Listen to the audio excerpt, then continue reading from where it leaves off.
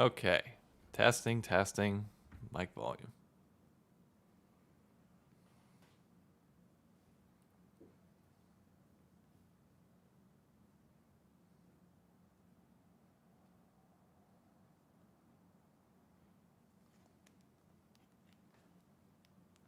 Testing, testing.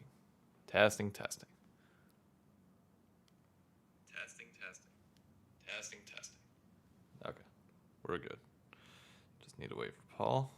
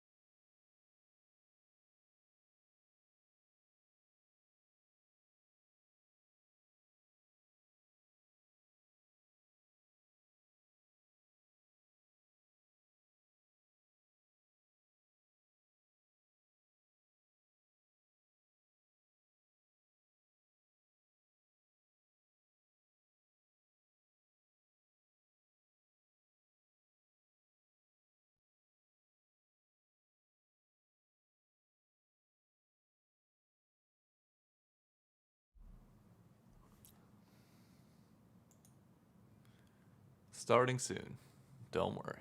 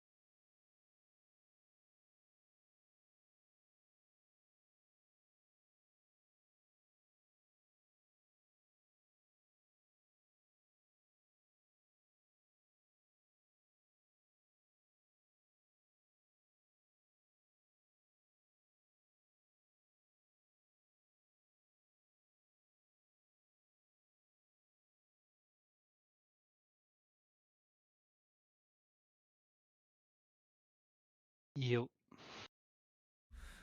Yo. What is up? Nothing much. How was the Nothing drive? much. Huh? How was the drive? No, it was good. It was good. Not too shabby.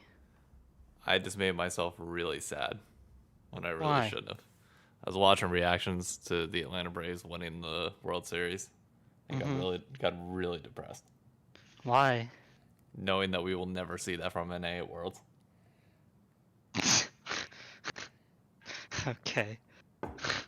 Reading the comments like, yeah, like it was great to be a Chicago Bulls fan, waited our entire lives. It's like, yeah, it's gonna take 2 lifetimes for North America to catch up to Korea, so Not true. we're screwed.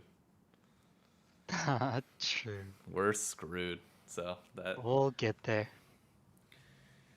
maybe. I don't have faith, but maybe. You never know. I don't know. League will probably be dead by the time we get there, but we'll get there. Do you actually think League will be dead though? I don't know. Like I don't know what. It's not like Counter-Strike. Like Counter-Strike, yeah, I can see games replacing it and eventually like overcoming the, the status quo. They're like, unless you build a new MOBA game that is just better from the ground up, which I don't know if somebody's gonna do. I don't see how you possibly kill League of Legends. It might not ever be as popular as it is now, but I don't know how you kill a game unless there's a clear replacement. Yeah. And at that point, really, we all just jump ship and go to it. In that case, Riot releases, League of Legends 2 and then delays it 3 years and never releases it and just goes under. Who did that? Overwatch. Oh, did they release the second one? No, it got pushed back to 2023. Are they ever gonna release the second one? No, they're not. Okay. There's no way. Like they can say, we have yet to see anything in game, like actual gameplay. Like there's no way it's coming.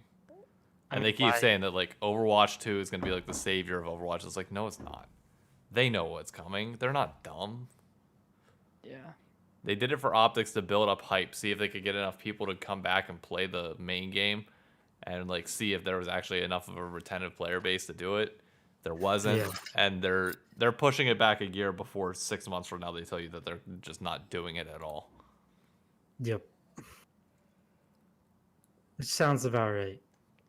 I don't know. Maybe I'm pessimistic. Like maybe it actually will come out and it'll be great, but I highly doubt it because that format stinks. Yeah. You're trying to combine too many things at once that just cannot be combined. Yeah. Like, it's just a terrible thing. This is going to be an interesting podcast because I'm very, very retrospective today. So, this could be really interesting. What did I mess up? All right. Oh, I didn't tell you this because you're not in the Optic Discord, so I forgot. The Riot employee who oversees influencers and like the League partnership program and all that, she followed me on Twitter 2 days ago. I don't follow her. I've never interacted in any capacity. Like she followed me. Wow. I was shocked. Yeah. One day, league partner. One day, maybe. That's kind of interesting. Okay. I looked up the league partner requirements, and it's all YouTube and like regular social media based. It's not TikTok based at all. Really? Yeah. There's no. They still want you? I don't know whether they want. She just followed me, so I don't know whether that's representative of anything. Maybe I'm looking into it, but like. Come on, she doesn't. Somebody like that doesn't follow you out of the blue without like. True. Your thoughts going a little bit. That light, I just don't like on. You can turn it off, dude. I don't care. I know, but I want more light. I feel like I look like I'm in a dungeon. No. I mean, I look like I'm freaking iRobot. What's your point? The entire podcast is reflected in my eyes.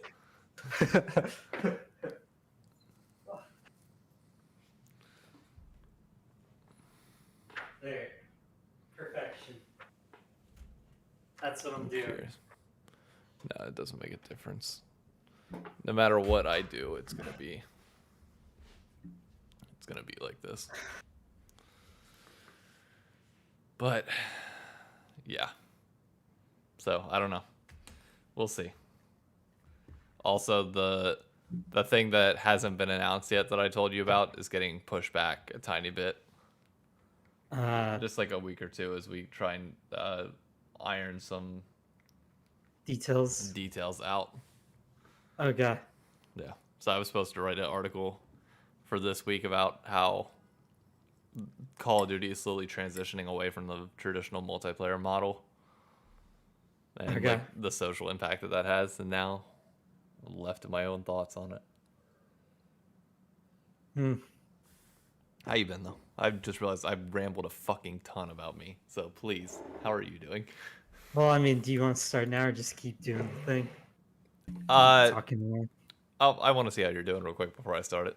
Well, in case you got anything you want to talk about. I mean, nothing I really want to say on here. Maybe after, if you're still going to be on after. Yeah, I'll be on for a time. I got a clip. The only thing I really enjoyed was the finals was fun, or the two semis were really fun. And what else did I do? Even like I don't even know what to talk about.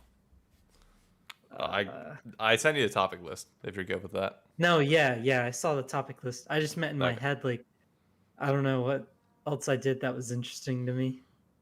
I guess yeah, life's just kind of been weird the past couple days. So I'll hear more about it afterwards, I'm sure. Yep. So, oh shit! I dropped my poker chip. It just rolled the entire way across the room. So nope, not getting that. Welcome everybody to episode 20 of the Crossover Podcast. We have crossed into, no, I was gonna say double digits, but that's not true. We're 1 year away from being able to legally drink on the podcast. That's the important part. True. Or 1 week away, you meant? Yeah, well, 1 metaphorical year. It's like I see what you mean. Yeah. It's like saying a dog just turned 3 when they turn 21. It's metaphorical, but it works one way or another. Sure. How you doing, Paul? Pretty good. I don't know about you, but it feels oddly relaxing this week compared to last week. Like last week was hell. Yeah, I mean this week was nice for me a lot because my dad is a lifelong Braves fan. He's been watching them since he was a kid, and even though I am not a baseball fan, don't claim to be, never will, there was something very like cool about watching the whole playoffs with him. Like him and I would just sit there every night. I haven't done that with him in a while, you know what I mean? Yep. Sat there with my dad and watched sports like that, and it was really cool. Like we watched the whole run. He looked so happy after they won the World Series.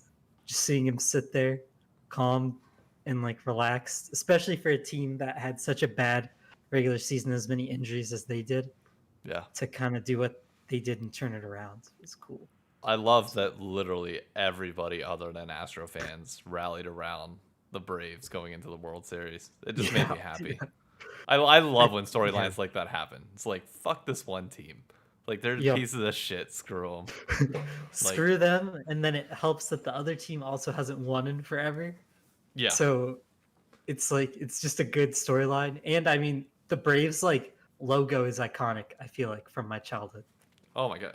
I feel like it's iconic in a lot of areas. Yeah, that A is just like every rapper had it. Everybody had that A. Oh my god, yeah. Ludacris used to wear the hat all the time. T.I. had it a good bit. Yep. Ugh. Have you flown into, was it Jackson or whatever the Atlanta airport is? Yeah, the airport. You know how whenever you go up the escalator to leave, there's the big sign with both the mayor and Ludacris on there? Yes. It's like, that's such a weird combo, but I love it at the same time. It's a weird city, bro. Like, they got so much. Oh. And, like, all the things they're known for are just so odd to me. Like, for such a big city as they are, to be talked about as little as I feel like Atlanta gets talked about when you compare them to like New York City, Chicago, LA, and then also just happen to be the home of like the biggest like drink brand we have in Coca-Cola. Yeah. Huge sports teams that just never get talked about because they always choke, and then just also a massive city. Like their Choking. suburb is huge, bro. Oh my god, yeah.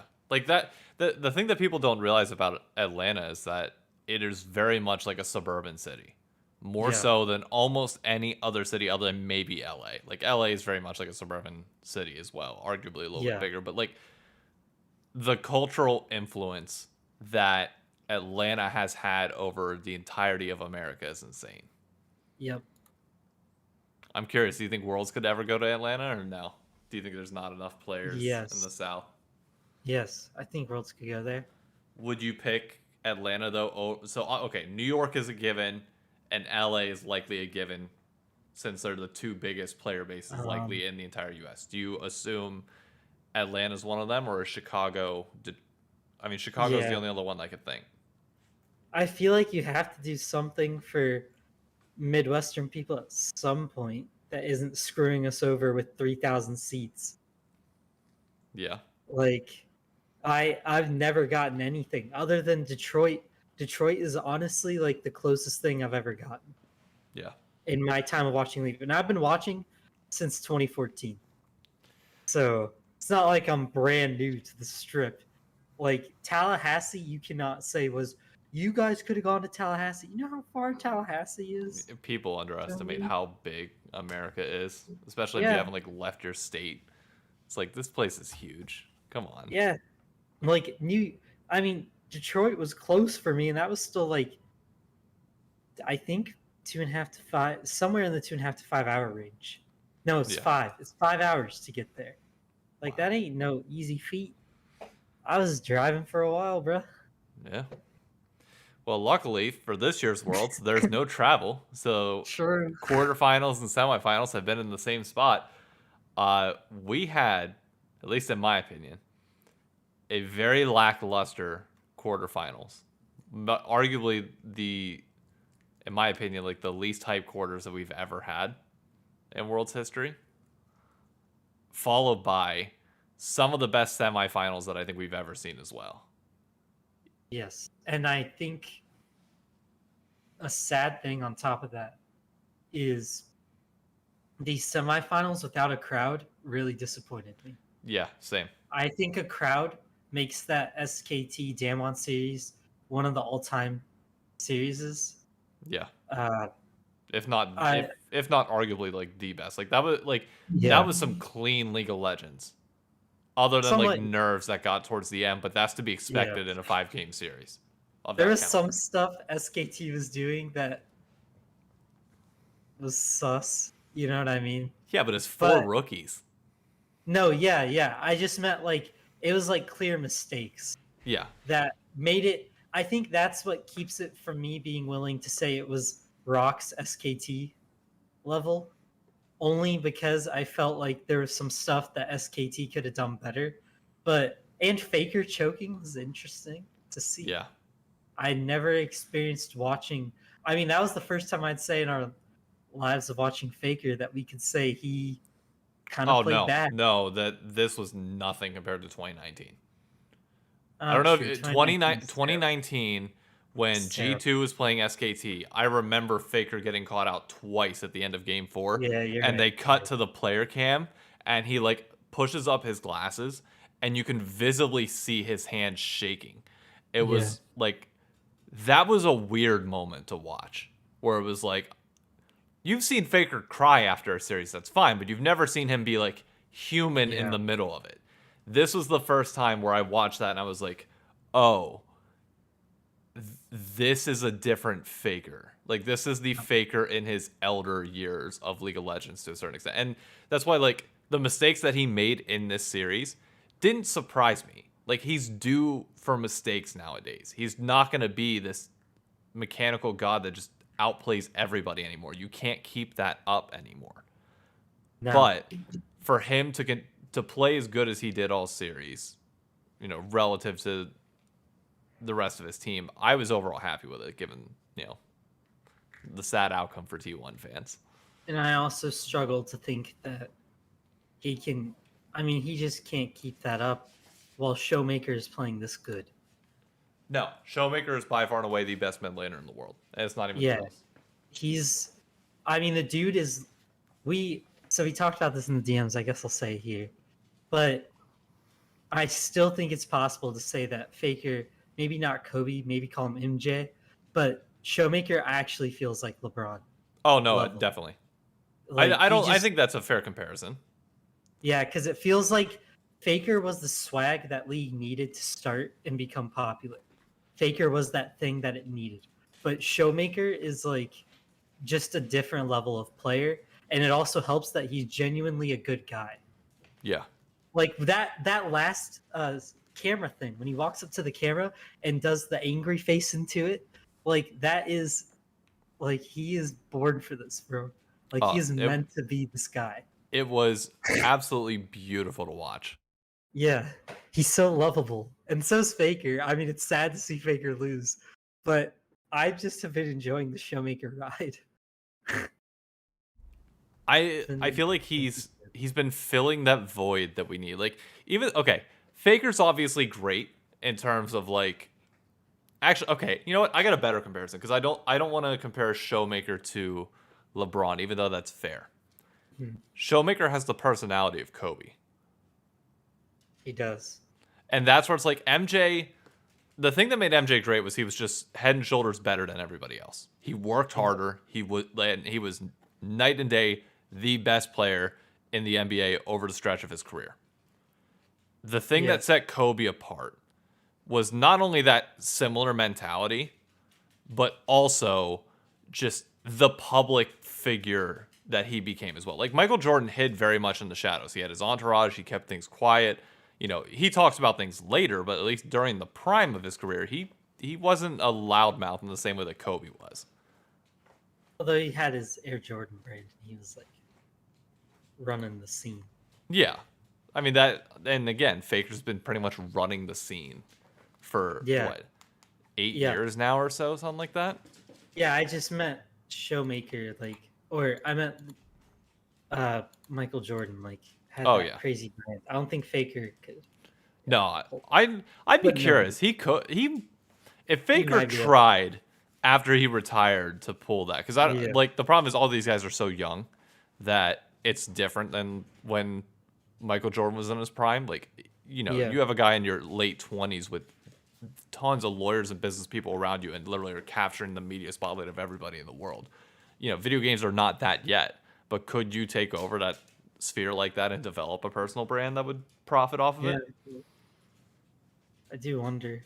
It also is odd to me that I don't know if I think Kobe ever got to MJ's level of branding, but I don't know why. I just feel like Kobe never got there. Although Kobe's iconic in the sense of you call Kobe, you know what I mean, every time you throw a piece of trash. Because Kobe, while the better player and arguably harder worker, in terms of I ain't gonna call Kobe a better player than MJ, bro. How you gonna do that?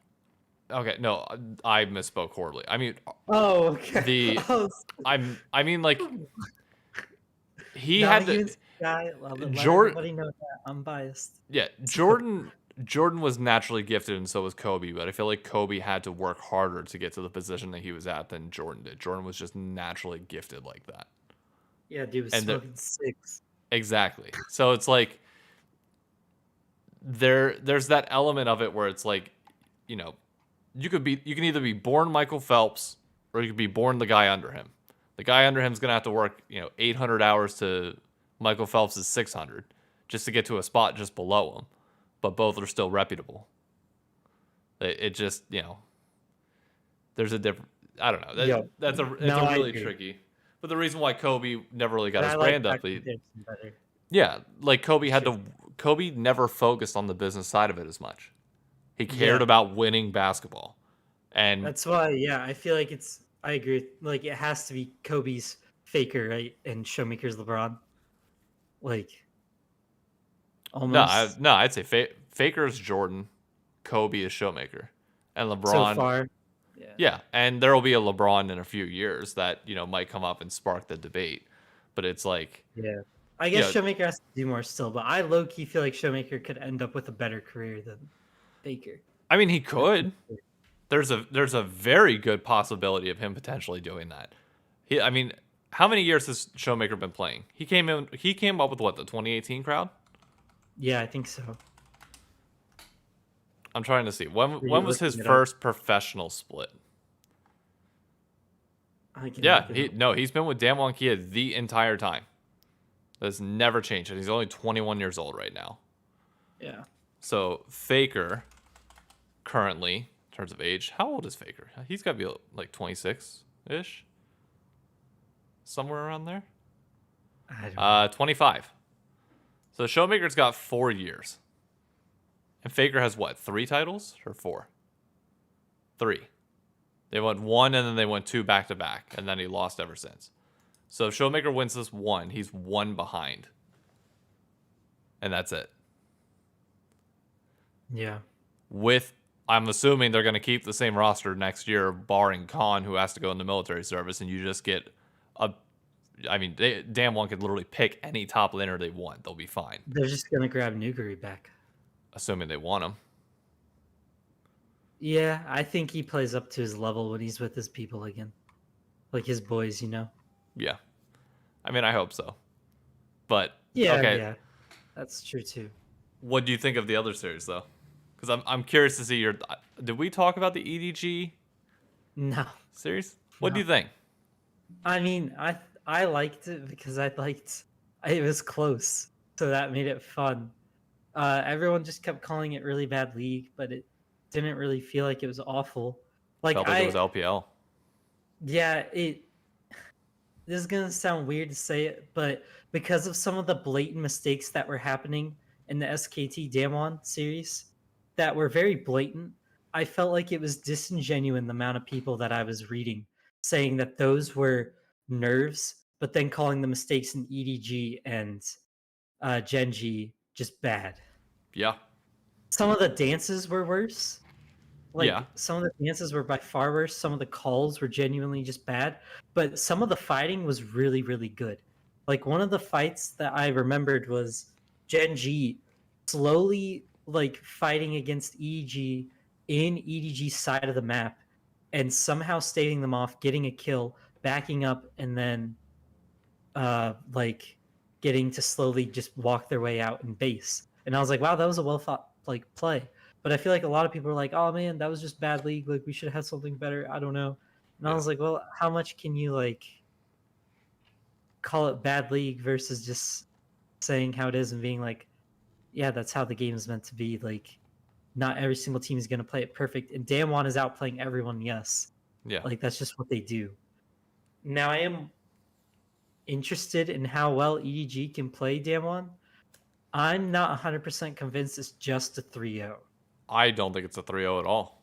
I personally, I think people are truly underestimating EDG's ability to drag the series down to the swamp. Yeah. What I don't want to see, and I called this out on Hotline League on Monday whenever I got to go on. It was like everybody is saying that EDG was playing sloppy, that it was hard to watch, especially after watching the Damwon series. It's like, look, that's fine, but there's a saying in professional football where it's like, if I can't step up to your level, I'm going to bring you down with me. Yeah. That's exactly what EDG needs to do. You need to get scrappy and not allow Damwon to just set up everything. Which it's going to take plays that are going to be int. It's going to take strategies that look horrible. But you know what? If you can bring Damwon down to that level and start fighting in the swamps, EDG can pull this series out. There's not a doubt in my mind. Yeah. And that's what I'm interested though is can they actually pull that off? Because that's a huge question. Who knows if they can or can't. But it's also I don't think EGG is as bad as people are giving credit for because their bottom lane's also really good. Yeah. Make how Viker or Miko. I don't remember how to say it. I don't know why I'm spacing it. Is it Maiko? I think it is Miko, could be. Whatever. Miko and Viper, my bad, are like really good. And Ghost obviously has some weaknesses against incredible ADCs. So there's something there that could end up happening to help them. JJ isn't a bad jungler. Everyone's just acting like he's god awful. He's Yeah. not terrible. I am very interested in what the heck happens up top because Khan's been playing really well. It kind of looks a little iffy right now.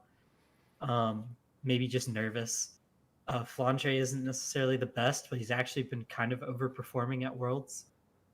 And Scout is a really good mid laner, so I don't see him just getting raffle stomped by Showmaker every game. Yeah. Like, and if there's anyone who's gonna shock a Korean team when they try to lock in LeBlanc in a best of 5, China's done it once. yep. So, The thing that I think people are truly discounting, and this is something that I gripe about a lot when I see a lot of the draft discussion on Twitter, is look, you can say that there's perfect drafts out there and that there's perfect champions to play, but not everybody is comfortable on those champions. You have a bad week of scrims, you just picks don't feel right. Whether it's optimal or not, if it doesn't feel good, don't play it. Yep. So there's an added element going into this game that has, to my knowledge, never existed in a Worlds final before, in that this is Khan's final 5 games ever in League. Yeah. If you think that is not going to affect him at all, like, it's different in semis where it's like, okay, if I win, we get to play more. If we lose, we go home. It is what it is. This is definitively it. That will take a toll mentally. I don't care who you are. When he steps up to that stage for the final time, knowing it's my last time, there is a chance that he crumbles a little bit more under the pressure than normal. Mm-hmm. And people, like, all sports, all of them have a mental component. And do not discount how much that can change these things. That's why we always talked about online versus LAN. There's a difference between the two, and a lot of that is mental. Same thing goes for here. Like, by all means, I still have, Damwon favored in my predictions. But there are clear signs where it can fall apart. Yep. And you can't. It is that issue with Khan is that you even saw it after the series. Ghost was crying his eyes out. Like, Ghost was super sad. And he's being consoled by all his teammates, his coaches. And after they interviewed him and said, "Why were you crying so much?" he said, "It's because Khan is leaving." And he thought it was going to be the last time that roster was ever going to play together. And he was so nervous and afraid that he was doing everything in his power to win. Which can be great, as we've seen in professional football. Like, when big name players announce that they retire, teams step up their level. The Baltimore Ravens, whenever Ray Lewis was retiring. The Giant, or not the Giants with Strahan, but even though that technically was the case. The Denver Broncos with Peyton Manning. The Pittsburgh Steelers with Jerome Bettis. Like, all of these clear examples where you can elevate a locker room to that level. But at the same time, that emotion can also coin flip the other way. You add volatility that did not previously exist. Yep. And it's you really just have to hope that they can play through it. Now, Showmaker did say he was so exhausted from the last series that he just wants a quick 3-0. So maybe they end up 3-0ing just because Showmaker's decided that is a bad man, so he could. Or they get 3-0 so he doesn't have to worry about playing too long. True. True. But I like, low-key for the story, I think it would be beautiful if Damon won. Even though I don't know if I want to see them keep winning forever, because that does make things stagnant. But I think for the storyline of Khan, it would be nice to see them win. And especially for Khan. Like, I just feel bad. I'm not going to lie to you. And I hate to always play the heel, but I feel like I'm always playing the role. I just hate Korea. I want Khan to go out on top. I really do. No, you don't. But I'm also tired of seeing everybody say Damwon is going to win this series and it's not even going to be close. And for that reason alone, I'm pulling for EDG. Yeah. Like, and Welcome you to can't. the China Here's the thing. team. Like, you can't also like. It's not like EDG fans have had the best luck over their entire career in League. Them winning this Worlds would be insane for their fandom when they've had one of the biggest chokes of all time at Worlds. So it's like, Yeah. it's not like they don't deserve it any more than Khan does. Yeah, Khan's retiring, and it would be shit for him to lose the finals like that, sure. But it would also be crap for EDG to lose it as well. So, I know everybody's on this high horse for Khan, but I don't want to look back a week from now and be like, I told you so. I just want to lay down the foundation now. Man. There's a chance. There's a real chance. But then again, it's the same guy who also said there was a chance that Mad Lions and C9 will win their quarterfinals. That obviously did not happen. It didn't even come anywhere close to happening. Yeah, but I've been on the end of... I've been pretty in the middle of all my predictions, or at least been good at, like, picking who'll win, you know what I mean? Yeah. I think the only one I didn't get right was RNG. And that... I feel like EDG is a little better than people are giving them credit for. Now, the like really, really good analysts in the scene or watchers, whatever you want to call them, like are the hypercriticals, I guess, are saying that EDG is just a god awful trash can like never play the game again team. But I feel like they're not that bad. Maybe they are. What do we know as people from the outside in? I was having this conversation with Hunter Lay from Golden Guardians today on Twitter because somebody brought up like CLG getting removed from the league, and he's like, it's literally a 0% chance that it happens. And I responded back and fought back as like, look, you can say 0% chance because you're in the loop. And he basically was condemning everybody that was like doomsday, like CLG, they might get kicked out, all this. It's like, dude, look at the public information that we have. The only thing that we know from the outside is that CLG has been trash. Their ownership has made no decisions towards that. And we don't have any insider information. So understandably, we can assume that. That's not on us. That's on Commissioner Greeley and everybody else from the league not putting out those fires the second they start raising. Yeah. So in the same way here, maybe all the insiders are right and it's going to be a really quick 3-0, but we only have the information that's available from the outside. That's it. Yeah, I mean, I don't know where we're all supposed to get info from. Like, I don't know what you're supposed to do. You're supposed to have your sources like Wooloo, Paul. Yeah. You're supposed to know. Sure, that's true. I will say this while we're still talking about these. While we're still talking about Worlds and all that, I want to mention too that don't really love the thought that they're just gonna jump to bet double Elim next year. As a double Elim hater, I want to get my piece out now. Let's talk about it. I hate double Elim because I've said this since the jump. This is why I hate it. And people tell me, no, that's wrong. Teams deserve a second chance. I want to see the best series twice. That's fine. But I personally believe double Elim just only benefits the team that lost. Yeah. It rarely, if ever, benefits the team that won. And there's no way to make it benefit the team that won without giving them an extra win. And you can't do that. And nobody's going to do that. If you give them a win to start a best of 5, I'm all for double Elim because you better spot them a win because they beat them once. But if you're not giving them that, you know how hard it is to beat a team in a best of 5? Imagine having to do it twice. Realistically, you should have a bracket reset. Yeah. You should play a second best of 5, which would still favor the winner's bracket team because it gives them time to warm up and it tires out How would you do that? I'd have to figure out. You'd have to play 10 games. You literally go straight into a second best of 5. Oh, I see. So Oh, like, God. and the philosophy behind that makes sense because like you're tiring out the team that has now played multiple multiple Yep. series because they're playing 3 now. And as much as people want to say, oh, it's an advantage to play more, there is a threshold to where that becomes too much. And 3 Yep. series over the course of 3 days would 100% be too much. I could do bracket reset. Yeah, but you You can't. Yeah, you can't. You cannot like Overwatch League tried to do that. And it failed horribly because the final day lasted like 1 game. Yeah. And it was like it's so bad Yep. that you're limited to literally doing just stock best of 5.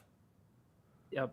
And to preface this for those that might be watching us on VOD and are not in the loop, there was a press conference today for Worlds, as there is every year and prior to like the Super Bowl and stuff like that, where basically the heads of Riot Esports come out and they talk about everything going on.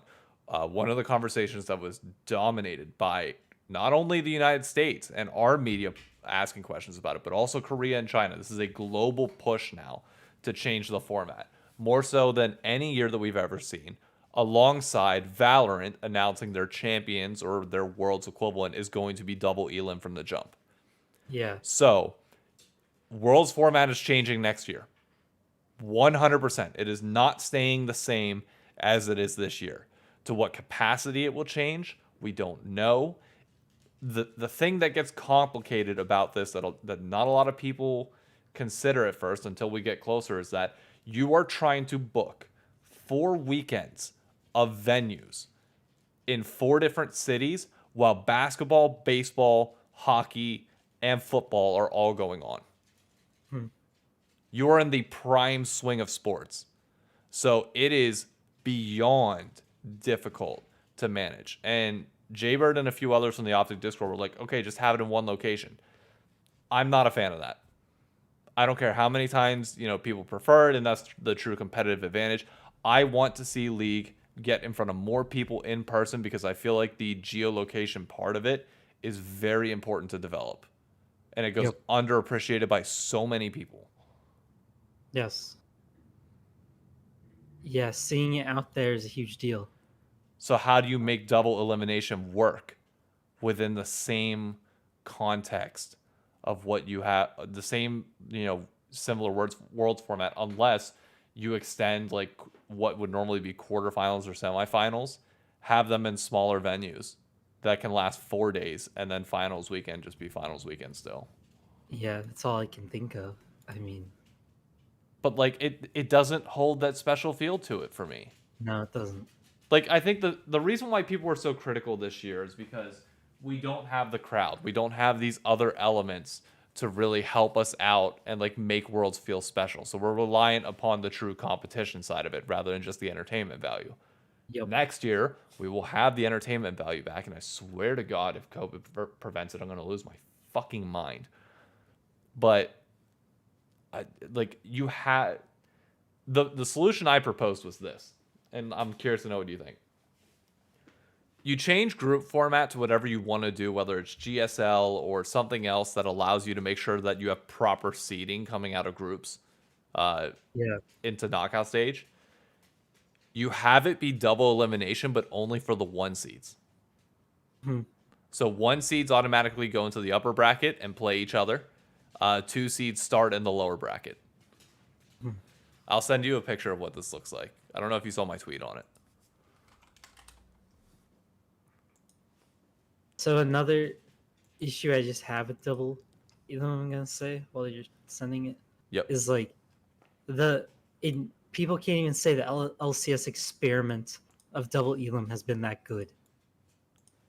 Yeah, like, I agree. It hasn't done anything crazy.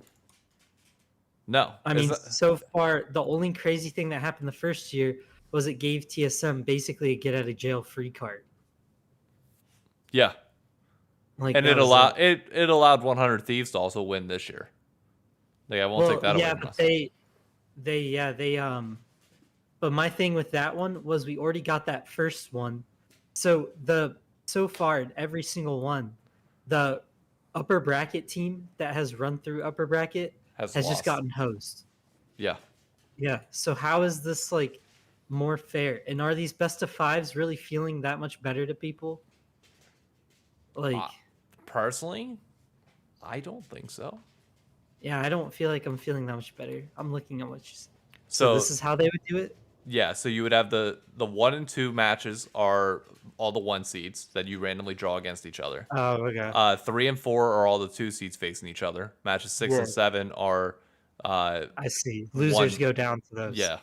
And then you Yeah. have so some teams, if you play well in groups, you earn double elimination for yourself. Otherwise, everybody else it's single elimination. But then you guarantee that 2 seeds play 2 seeds, and then you'll have some mix afterwards, and that reduces the amount of total matches that you would end up having. This I could do. If this is how they're doing it, I could do that. Like, I could live with this one. I feel like that's fair. That's a fair compromise that keeps the show integrity, Yep. allows you to potentially see some of those matchups. But the last, with the exception of this year, 2019, 2020, and I think, or no, sorry, it was only 2018 and 2019 where it was 1 seed versus 2 seed. Yep. So, Let me check real quick too, because but another thing that bothers me about getting double Elim at Worlds is that my issue too is, once again, T1. This will be the second time that they've lost to Damwon in a best of 5 this year. yeah, So you're telling me at the highest stage where everything matters that we're going to give them a third shot at beating Damwon in best 5, which is also insane to say that Damwon needs to beat them for a third time to get 2 titles. yeah. To me, that's crazy, just for 2 titles. Like, Look, I understand people saying it's not fair because T1 has to play Damwon now, but this must be an unfortunate news flash for him. But you put him on the other side of the bracket, maybe the argument that we would get a better finals because it'd be the best team in the finals is a good one to have. Like, maybe that's what they're asking for, is that finals a bit more competitive. But they're gonna have to play Damwon at some point and lose to them anyways if they lost to him here. yeah. I am still of this view that we need to restructure group stage, and I think that takes precedence. I think you can keep single elimination with proper group stage that allows for better seeding going into the playoffs, so we have better matchups. Like, Yes. the thing that people got to realize with this is that quarterfinals is still supposed to be stomps if that's the case. Yeah. Like, you're not going to have these phenomenal matchups unless you actually have all these teams that are close, but you're not going to because that's not the nature of League of Legends. Well, double Elim is constantly a waste of time at the start. It's no better than like single elimination, because every time we have a double Elim tournament in LCS or LEC, the first like 4 best of 5s are all stomps on the bottom side of the bracket. Yeah. And it's going to be no different here. Yeah, that's just how it is. It's not like something that you need to avoid. And like, the one thing I've seen a lot is that somehow the entertainment factor gets better, but when the final is 2 teams playing each other again.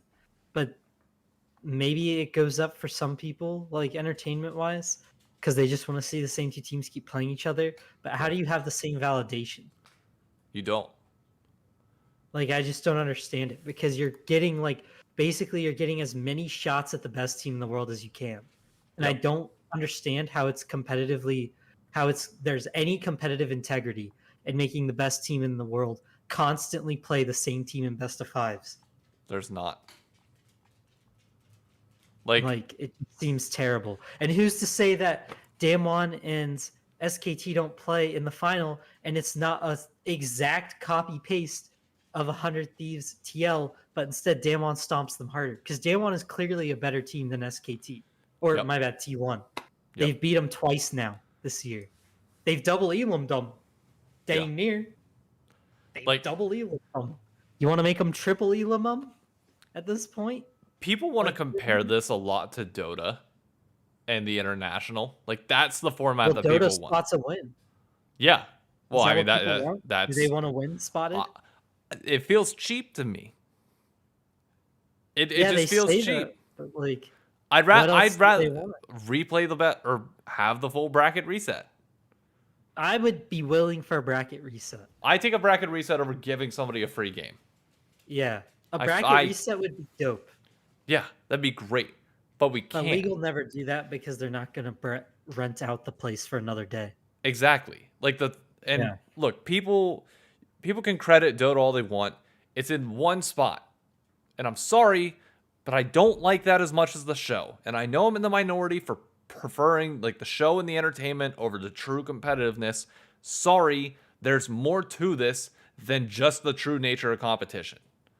And instead of comparing Worlds to the International, how about we start comparing Worlds to the CS:GO majors, which have a decently well flushed out Swiss group stage where you're constantly reseeding and having proper play-in stages that feed into the knockout bracket, and then it's single Elim knockout. The CS knockout brackets have been some of the best in esports history, and I will not be told otherwise. And that's single Elim because everything's on the line and it raises the stakes all the time. Yeah. I mean, I don't have any knowledge of that, so I would take it. I mean, that sounds cool if it's that way, but I just can't do this one. That's all I know.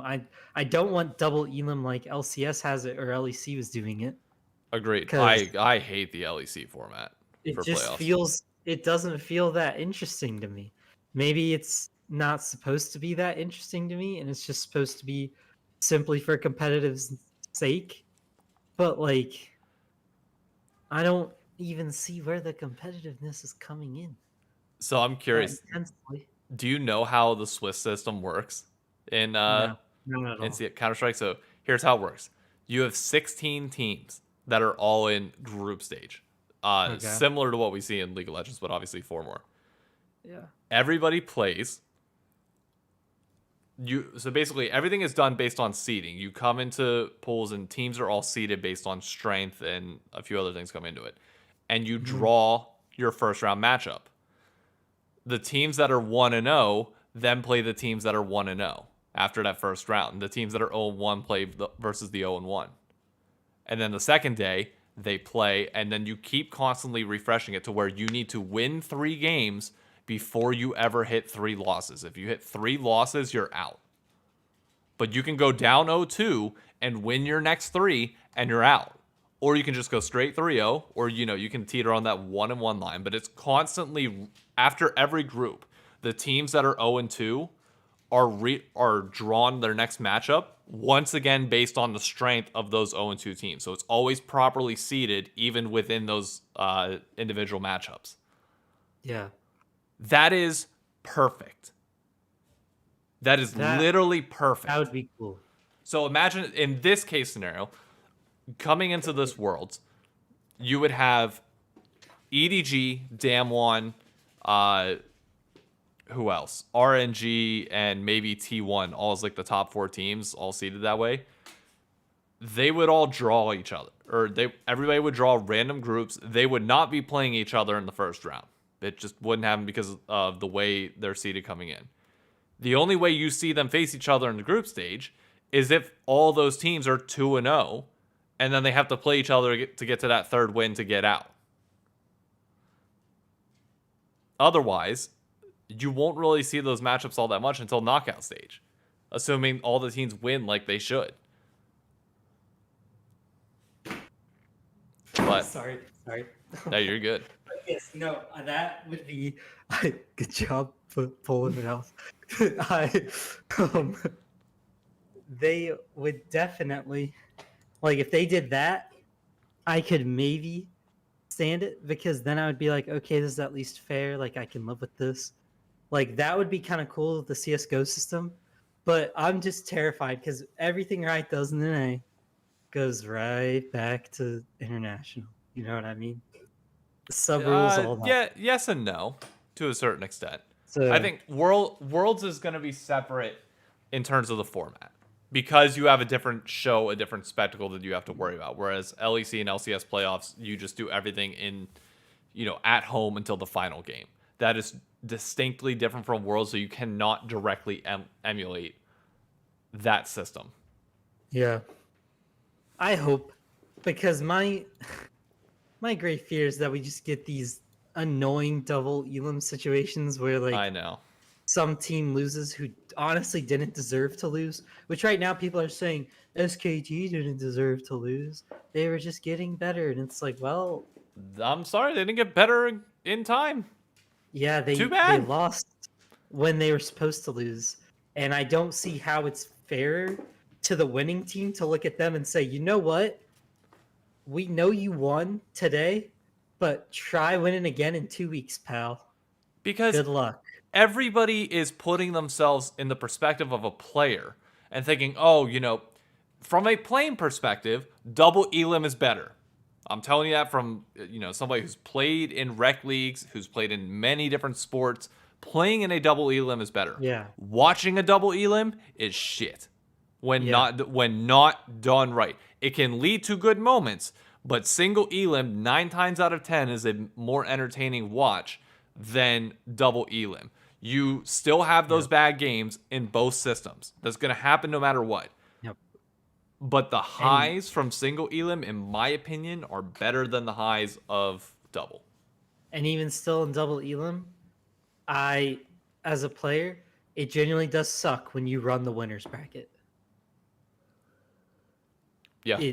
At times it feels terrible because then you start to think, am I going to get cold? Are they getting hotter because they're not having to play as many games, or they're playing more games? You know what I mean? Yeah. And unless it's something that is extreme fatigue inducing, which usually nothing is fatigue inducing enough to stop a good losers bracket run, because your adrenaline can just do it.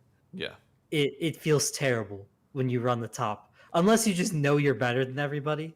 Yeah. But even then, especially without the bracket reset, that's what kills me in League. Without the bracket reset, it just feels unfair. Because Smash Bros does double Elim. Yep.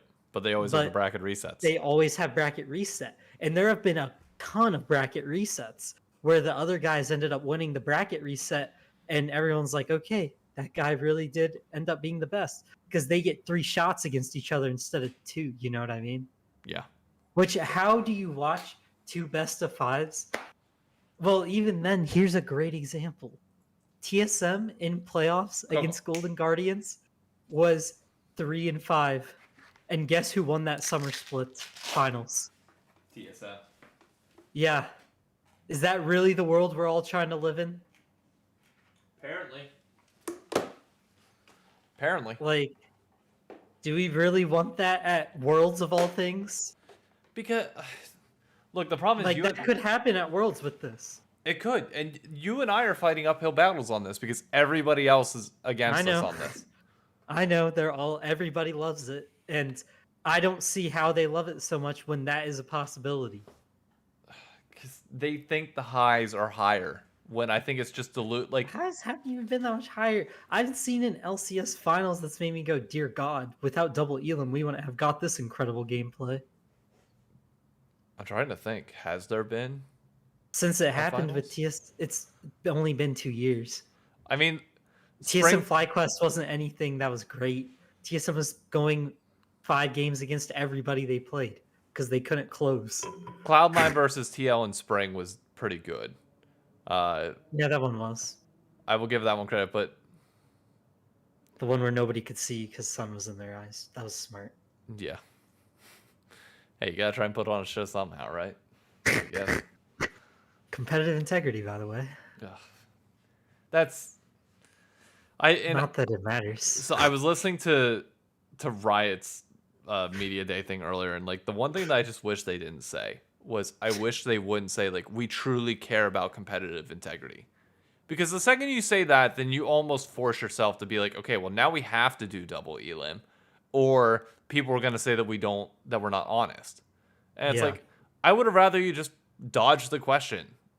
And like I saw people in the comments of Travis Gaffer's video on it be like, oh, they're professional at dodging questions. Like, you people don't understand the politics that are involved with this stuff at all. How one little word can be interpreted by the community to just go on a rampage. So yes, all of your questions have to be answered in a very specific way. It has to be very formal and political. It can't just be, sit down and shoot the shit. Because there's so many other external factors that because your common people are never going to understand. They're never going to understand the logistics of trying to book an arena and still keep this tour the same. They're never going to understand the workload that goes into all this.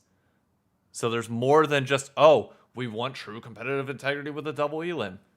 There's fucking more to that. Just don't say you truly care about competitive integrity first. Just don't. Yeah. Thought I had a sneeze coming and it didn't. Way to go. It's always the worst. No, that is so true though. I didn't get to watch the press conference, so when you said that, I was like, I'll just try to make stuff up. But no, it's definitely like stupid to me that they tried to do that because it's like you're not the NFL. You don't need a Roger Goodell to sit there and do that to people. Like, esports is a little different, but it doesn't matter. It's not surprising. Yeah. I mean, it's still like, I saw a tweet today that made me smile. It made me think of you because this is something you would complain about.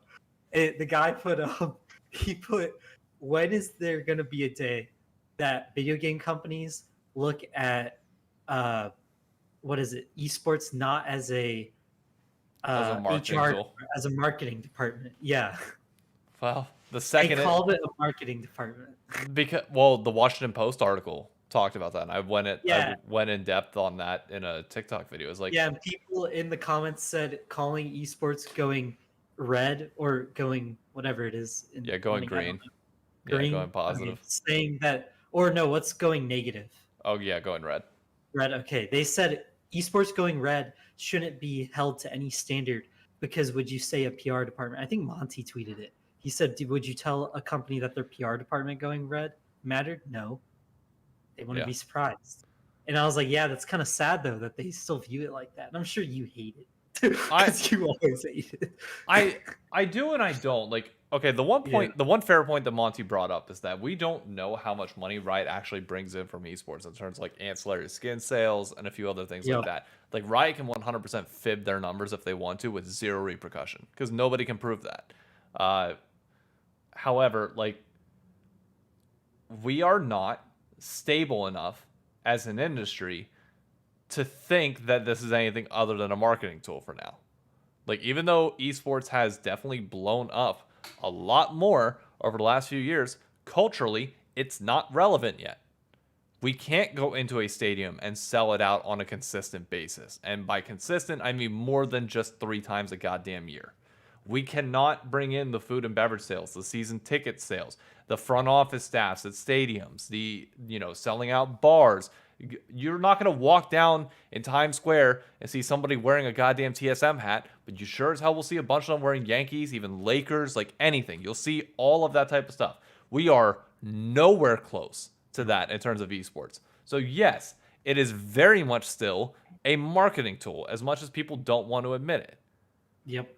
Your top brands that are profiting are not profiting off of esports. They're profiting off of content creators and other sources of income that are not directly related to esports.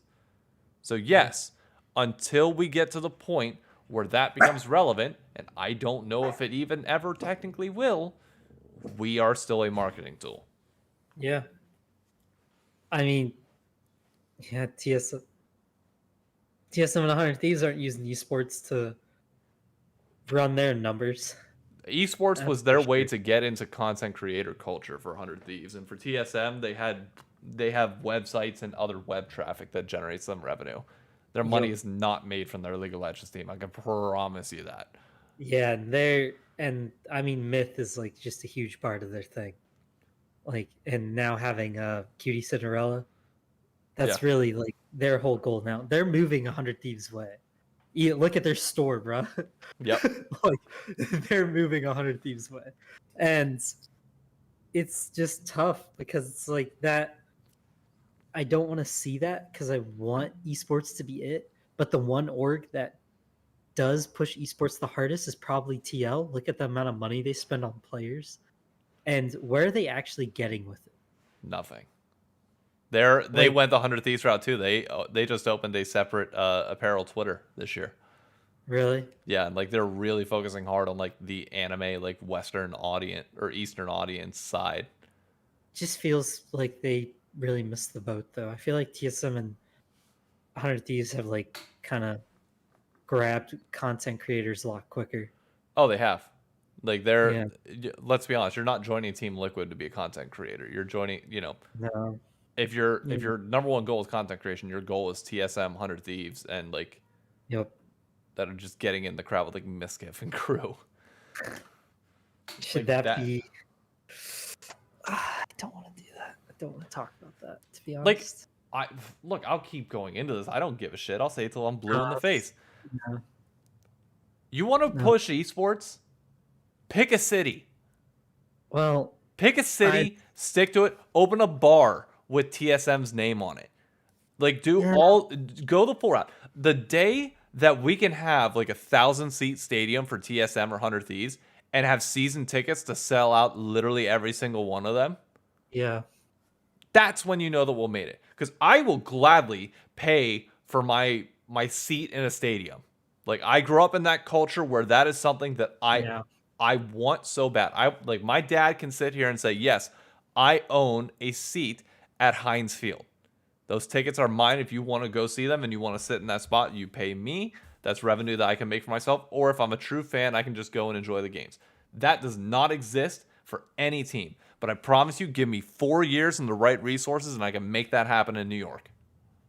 Yeah. I just don't want to talk about Rostermania. Well, unfortunately, that's the next step. And Look, let's rip the Band-Aid off now. You're right. 4 years in New York City. Nope. We can do it. Nope. Oh, I'm moving on from that. What is your final prediction? What's your final prediction? For what? Oh, for finals? I'm gonna say Damwon 3-2. Same. I'm still predicting Damwon, but I want 3-2 for fun. I legitimately think it's gonna go 3-2. Mm-hmm. I would prefer to see EDG win, but if I'm betting money, I'm 100% betting on Damwon. Yeah, I'm betting Damwon to win the series. That's for sure. But I don't think it's worth betting either team because EDG on a good day is a lot better than they've looked. Yeah. And yeah. All right. But let's rip the Band-Aid off now. For TSM, we're not talking about since we last recorded this podcast, obviously a lot has happened. To summarize TSM, the only remaining players are Huni and Spica. Bjergsen is going to Team Liquid. Sword Art is gone. Lost is likely gone. Well, Lost is definitely gone. It was rumored that it could possibly be Reckless and Treats. Treats is now confirmed to stay with XL. Was it XL? Or no? SK. SK Gaming for next split and swapping back to support for jungle. So TSM is very much not in shambles because Reggie and Parth came out. Playing jungle again? No, he's supporting. Oh, okay. He's swapping back from jungle to support. Okay. Look, before I let you go in on this, I'll just say this. Parth and Reggie said it was going to be a development cycle, and I think that's what TSM needs. I think you really need to flush everything out, start from scratch, and have a 3-year plan that in 3 years from now your goal is to win a title, but not the next 2. Get some rookies, start really developing your pipeline to the point where you build yourself back up to the top. It's exactly what 100 Thieves did, and you can easily get there too. But you just have to be patient and enjoy the low points because the low points are what make the high points even higher. But how are you feeling? Still don't know what they want to do because they said developmental roster, and then in the same day, I saw a rumor that they were offering Karzi and Humanoid. So I was like, that's very developmental, isn't it? Like, yeah. But I mean, obviously, I don't feel good. Like, how do you feel good watching this? You really can't. Yeah, like I don't know what to even say, to be honest. It's just like so sad and tragic. But there's not a lot of good going on. That's pretty obvious. Uh they definitely need some help figuring out what their uh, goal is, I would say, or what their plan is. Like, I don't know who figures that out. I don't know where they figure that out, but it's not exactly going to plan. That is obvious. Um, dang, I don't know how to think about it. Still, it's just something so sad. we have I've been sad. Yeah, we have no rumors on TSM at Yeah, all, they're which makes it so much harder. Like the issue is they have to figure something out with this current squad, not like getting it better or what they're gonna do. They can't be wasting Spica. Well, that's Like- you have 1 year to convince him to stay because Reggie's going to force him to stay on TSM for a year because his contract says so. Yeah, let's chill on the. I don't like it. A lot of people have been saying that force, and somebody I heard say like one day somebody said, "Shocker, TSM forcing someone to stay or a player to stay." When has TSM ever been? To be clear, TSM has never, to our, at least our knowledge, has never forced somebody to stay there against their will. My point is more being that if things don't improve in a year, oh yeah, he'll go. You're gone. And from the sounds of it, it's not like Spica has had like all that great of offers to be bought out. Otherwise, he probably would have been bought out. Here is something that will get you off, but will not really make me super happy. But I know you'll love this when I say this. I would love for Bjergsen to go, or Jensen to go to EG, so that TSM could get Jojo Boon.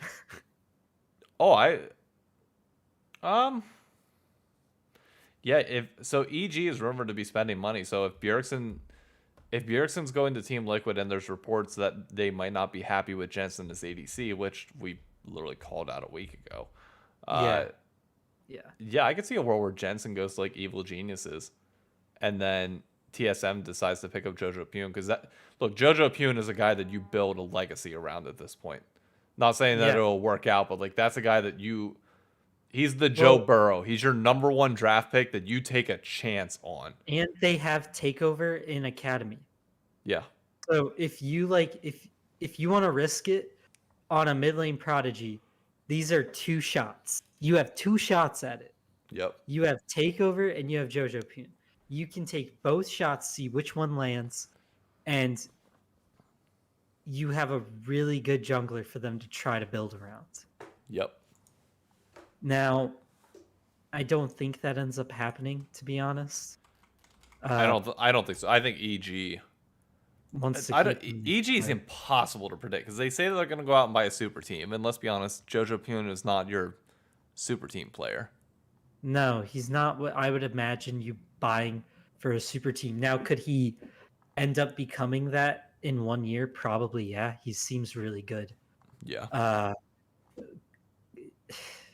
It's just like it would be hella ironic, to be honest, if TSM went and did this developmental thing and it paid off. You know what I mean? Like if they could just get immediate results from developmental, because low key, what excites me for developmental from them is that Spica's super aggressive and he demands greatness from his teammates. He is low key Kobe of NA. Oh, absolutely. Like, the man just demands his team to play better. You could see it in Legends, the way he talked to the roster last year. He could not handle them playing badly. No, not at all. It affects him. So he clearly hated PoE style too. Yeah, and I think Reggie knows that. I think the reason Reggie is trying so hard to get him somebody that is developmental under the guise of developmental is that Reggie's just trying to get him somebody who will int with him for a full year. Because that's what they need. They need somebody who's willing to play aggressive. Now, the good news is they have no imports right now. So Takeover could actually be their starting mid laner, even though he's technically a resident of Latin America right now, which is weird. Like that's the region he chose because that's where he went. Don't really know why, but he's Korean. That's why it's weird to me. But he's really good. Like Takeovers was really nice in whatchamacallit, whatever it's called. I can't remember the name. Proving Grounds. Academy. Yeah, Academy and Proving Grounds. He was popping off left and right. He doesn't look bad. It's just I do wonder what that roster does. Now the thing that's crazy to me is like that roster could be a dark horse type roster, but I don't know if they could win a best of 5 because they'd be so young. I mean, you could. I mean, it just all depends. I don't know. Yeah. And we don't know what the spring format's going to And look we don't like know either. who their bottom lane could even be. Yeah. Like, would Carzzy even, like, could you find a way to get a Carzzy? What do? Just offer him a lot of money and say something like, hey, man, you came from this type of team. This is what you're built on. Yep. I don't know if Humanoid has the play style that TSM would want to play to. No, I don't think so. But he's like not the worst option, I guess, for TSM because, well, he's not a bad option because we have no options. Yeah. So, like, you could theoretically go for one, but that's saying they could even get him or he would even consider it. I don't know. Like, how do you convince him to do that? And why? If you can get a JoJo Peen, like, if you can offer him, which I would love. Like, obviously, I think anybody would. Yeah. I mean, I'd even be fine if he came to 100 Thieves. I'd have no problem. Well, yeah, that's what I'm saying. Like, I think anybody wants him. The question is, can TSM convince EG? Oh man, I just spilled my drink on my keyboard. Uh-oh, that's not good. A second. Take your time. Run and get the paper towels, Paul. Save your keyboard. But yeah, so JoJo Peen. So here's the weird thing. If you're a TSM fan, you're probably feeling extra bad because you're looking at G2, who said they were going to do the development thing, and they are, but they have one hell of a development roster. Like, it's more. They also just have better options. Yeah, I mean, like, for those that don't know, G2 is likely signing Broken Blaze or top laner. So you have a solid core of veterans, quote unquote veterans, in your mid top jungle in Broken Blade, Yankos, and Caps.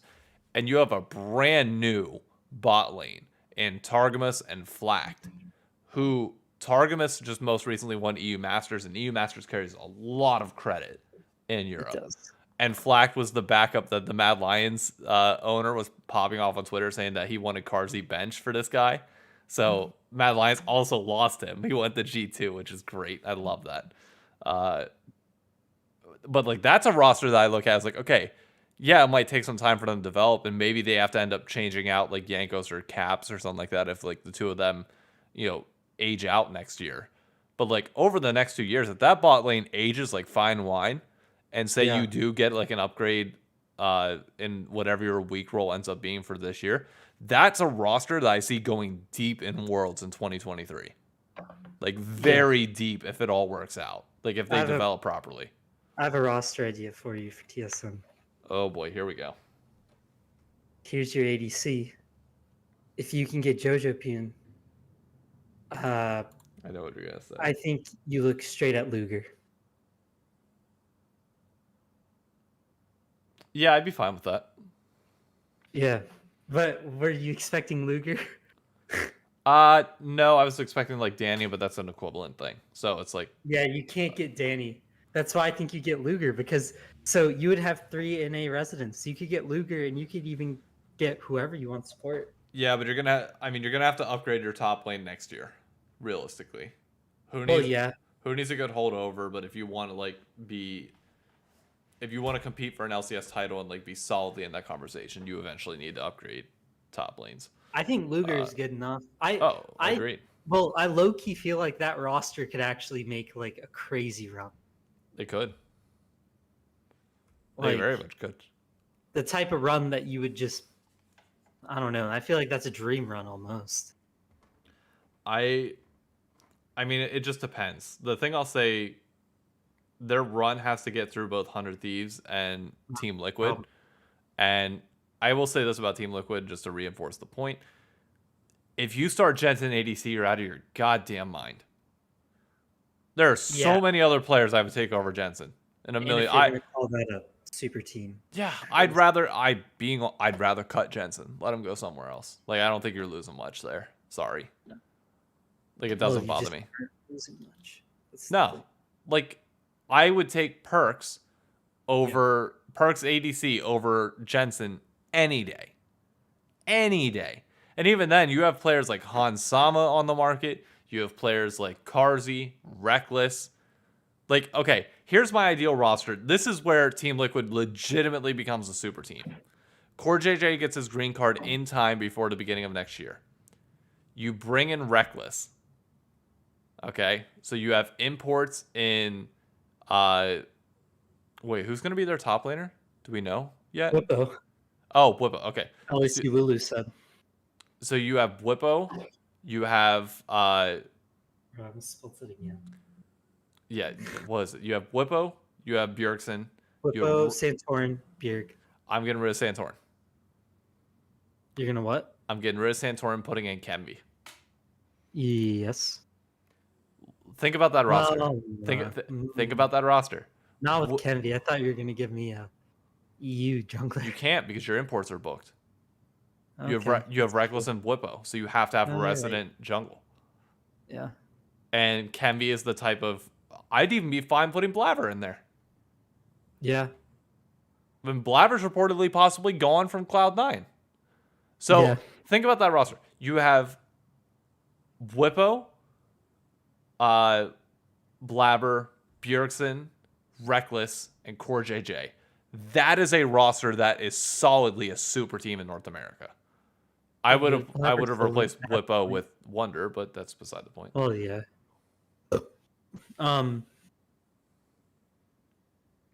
You could keep Santorin over Blabber, and I think you keep Santorin because Santorin's going to play at the pace that team plays at. Yeah, but I don't have faith in his health issues. I'd rather get rid of him. I guess that's true.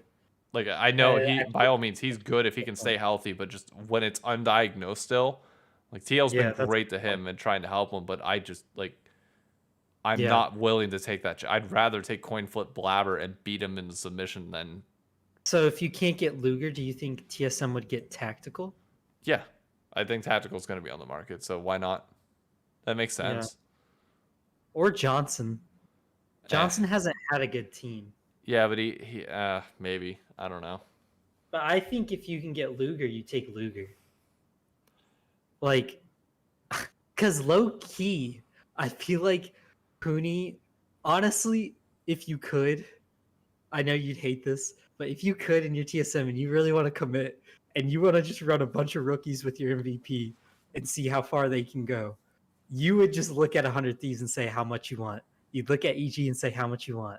And you'd try to buy out as many people as you can. Yeah, you would look at Tenacity and Luger. You'd buy out them. You would go grab Jojo Poon.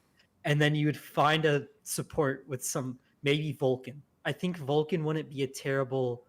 Yeah, he'd be a good leader. To throw with Spica. Yeah, I agree. To calm them down.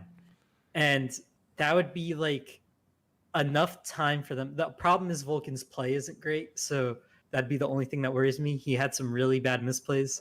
Yeah. In a series they won, or a game they won, but he looked terrible. So maybe you find a better support if you could. It stinks that Treat still isn't on the market.